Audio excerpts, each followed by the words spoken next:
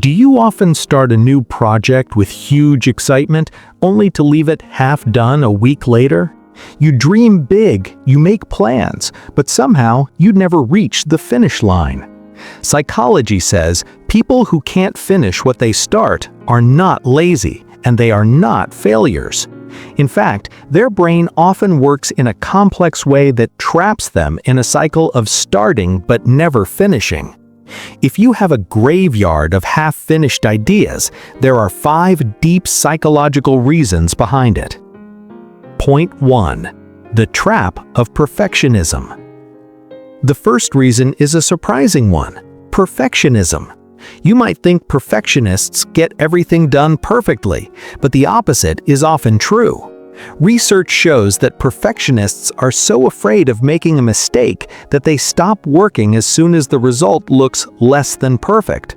In your mind, if it's not going to be the best, it's not worth finishing.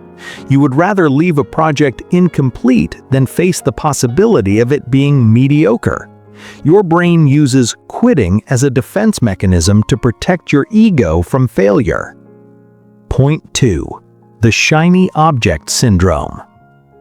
Number 2 is what psychologists call the shiny object syndrome. You are in love with the beginning, not the process. When you start something new, your brain releases a hit of dopamine, the feel-good chemical. Everything feels fresh and full of potential. But as soon as the hard work starts, the boring, repetitive part, the dopamine drops. You lose interest and immediately look for the next shiny idea to get that excitement back. You aren't chasing the goal, you are chasing the high of a new beginning. Point 3. Overwhelming scope and lack of micro goals. Reason 3. You dream too big without a map. Having big dreams is great, but your brain can get overwhelmed by the sheer size of the mountain you want to climb. When you only look at the final peak, the distance feels impossible. Psychology shows that without micro goals, the brain loses motivation. If you don't break your big dream into small, reachable steps, your nervous system feels threatened by the workload. Eventually, you shut down and quit because your mind can no longer handle the pressure of the big picture. Point 4. Fear of success. This might sound strange, but many people stop because of a fear of success. Finishing a project means it will finally be judged by the world. It means your life might change, and change, even positive change, is scary for the human brain.